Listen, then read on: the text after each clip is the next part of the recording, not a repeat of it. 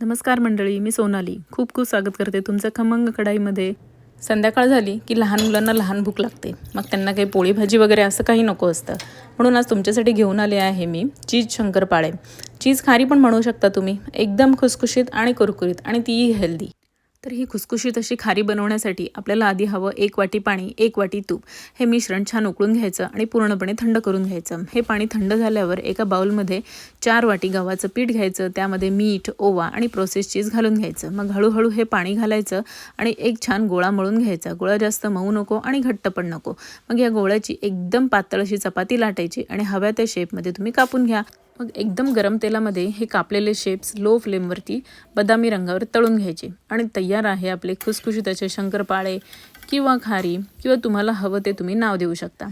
तेव्हा तुम्ही पण करून बघा। रेसिपी आवडली तर लाईक जरूर करा आणि अशाच नवीन रेसिपीसाठी सबस्क्राईब करायला अजिबात विसरू नका। Bye bye.